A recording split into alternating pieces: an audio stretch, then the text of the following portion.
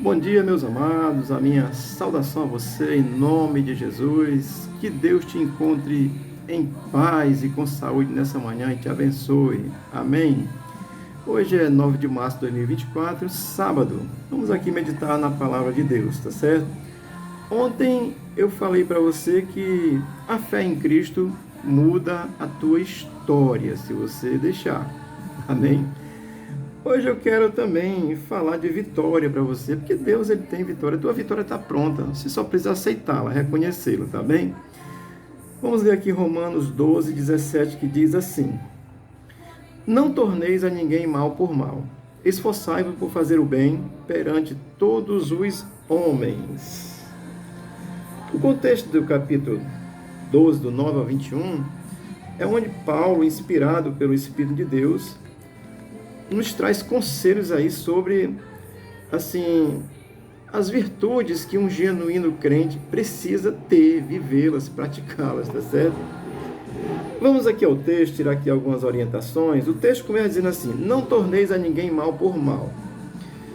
O genuíno crente, ele precisa entender isso e ter consciência que ele foi chamado por Cristo para fazer o bem quando estiver aqui na terra, tá certo?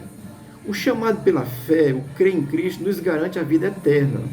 Mas enquanto estamos aqui na terra, nós somos chamados para fazer o bem. Amém? Desculpa. O texto diz: não torneis a ninguém mal por mal. Isso é a ninguém. Quem quer que seja que faça o mal, ou diretamente a você, ou de uma forma que seja distante, mas que vai lhe ofender, porque está prejudicando todo um sistema de vida. Então, ele está dizendo que a ninguém torneis mal por mal, devolva o mal de acordo com o mal, tá certo? Isso é fácil? Não, claro que não é fácil. Mas eu quero dizer aqui uma coisa para vocês, porque eu falei de chamados. Eu vou ler um texto de Atos, capítulo 9, versículo 18, 19 e 20. Eu vou ler rapidamente para a gente entender essa questão de chamado, tá certo? Diz assim, Atos 9, 18, 19 e 20. Rapidamente diz assim: imediatamente lhe caíram dos olhos como que umas escamas e tornou a ver. A seguir levantou-se e foi batizado. E depois de ter se alimentado, sentiu-se fortalecido. Então permaneceu em Damasco alguns dias com os discípulos e logo pregava nas sinagogas a Jesus, afirmando que este é o Filho de Deus. Isso aqui é o apóstolo Paulo. Recebeu um chamado de Deus. As suas cartas ele abre as cartas dizendo: eu, Paulo, chamado, né? Chamado por Deus. Então Paulo foi chamado por Deus, ele se converteu. Ele estava aqui com autorização das autoridades religiosas para prender a qualquer pessoa que fosse do caminho, porque naquele tempo os cristãos ainda eram conhecidos como o pessoal do caminho, tá certo? Porque Jesus é o caminho, então era o pessoal que era do caminho, os que seguiu a Cristo, tá certo? Então ele estava com carta de Damasco para prender, e disse que eram homens e mulheres, não interessava não. Quem dissesse que Jesus era Cristo, o Filho de Deus, ele ia trazer preso. Então essa experiência de Paulo, que é no capítulo 9 de Atos, se você ler, vai estar lá, uma história bem legal, que Paulo se converte, aí ele é batizado, e ele passa a pregar, dizer que Jesus é o Cristo, em vez de ele passar a perseguir.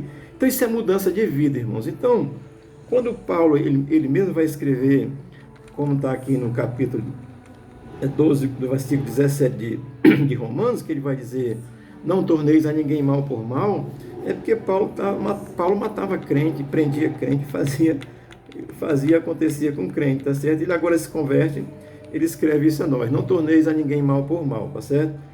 Eu estou dizendo a você que não é fácil. Olha o que o texto vai continuar dizendo: esforçai-vos por fazer o bem. Ora, fazer o bem é uma virtude dada por Deus.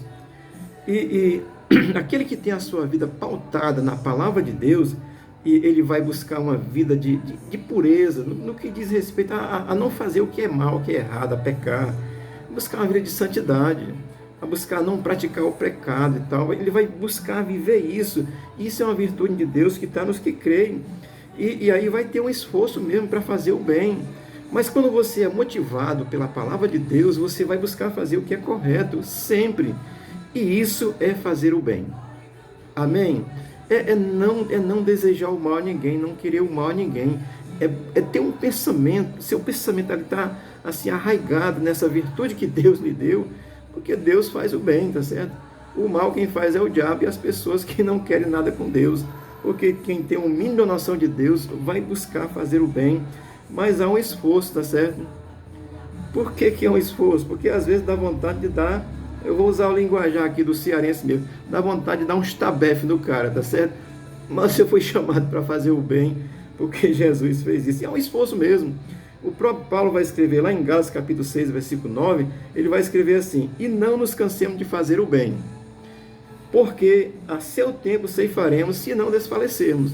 Portanto, há um esforço. Os que são chamados para servir a Cristo, há um esforço mesmo para fazer o bem, porque o mal está aí, e nós somos confrontados, instigados, né? Assim, fustigados pelo mal, e às vezes a nossa alma se exacerba, nós queremos até entrar por esse caminho, mas os que são chamados por Cristo, que têm a revelação e passam a crer em Cristo, eles sabem que são chamados para fazer o bem e se esforçam mesmo, porque fazer o bem não é fácil não, fazer o bem a quem quer o seu mal. Por isso que o apóstolo Paulo disse que é um esforço, e ele vai dizer que nós devemos nos esforçar, e isso é fato.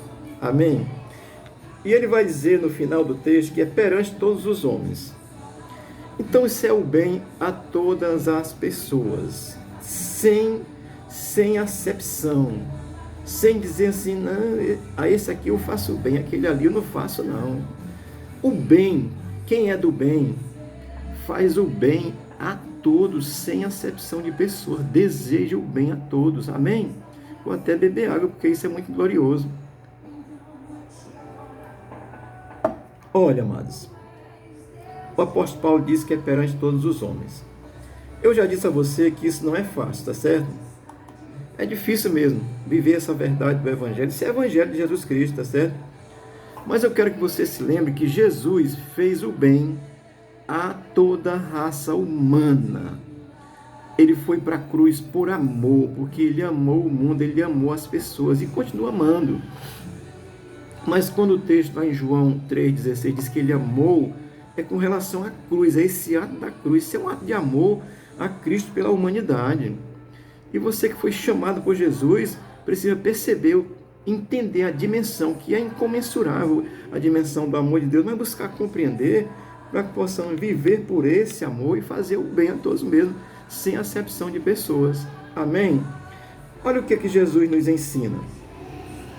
Em Mateus 5,44, vou ler só o versículo 44 de Mateus 5. Eu, porém, vos digo, amai os vossos inimigos, bendizei os que vos maldizem, fazei o bem aos que vos odeiam, e orai pelos que vos perseguem. Isso é coisa que Jesus medo da gente, não é não? Oh, glória! Mas isso é evangelho de Jesus, tá certo? Esse mesmo contexto do capítulo 5 de Mateus, ele vai dizer, se você amar só os que lhe amam, você não está fazendo coisa demais, não. Você precisa ter uma disponibilidade de amor, até pelos que lhe fazem mal. E amar, querido, o que nos faz mal, não é concordar com o mal dele, não. Nós estamos num governo fascista, marxista, socialista, comunista e agora terrorista e antissemita, tudo que não presta.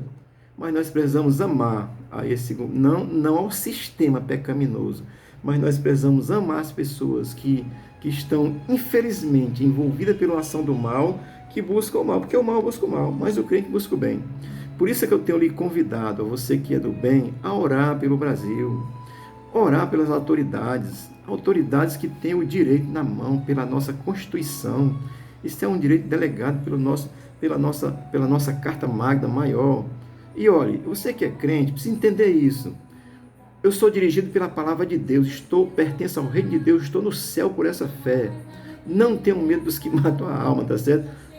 Eu tenho temor ao que faz perecer no inferno tanto a alma como o corpo, que é Deus, é Cristo.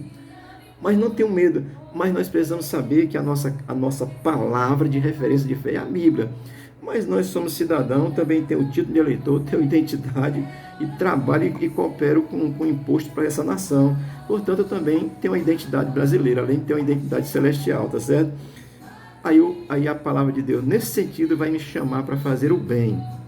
Precisamos nos envolver com a política não para fazer politicagem, mas para entender os sistemas, para até aprender a votar, tá certo? Estou lhe orientando, porque sou cidadão do céu, quem cria cidadão do céu é chamado para fazer o bem. Eu estou lhe convidando a fazer o bem. Fazer o bem não é concordar com o mal que os outros fazem, mas é procurar desejar o bem às pessoas. Portanto, eu lhe convido para orar. Olhe para o Brasil. Eu sei que isso é quase impossível, né? Mas para Deus não tem impossível. Ore para que o Lula se converta, Alexandre de Moraes se converta. Paulo era um homem que perseguia, torcia a verdade, né? Usava da lei para matar crente, né? Então nós podemos orar e abençoar o Brasil, porque cristão foi chamado para abençoar. Amém?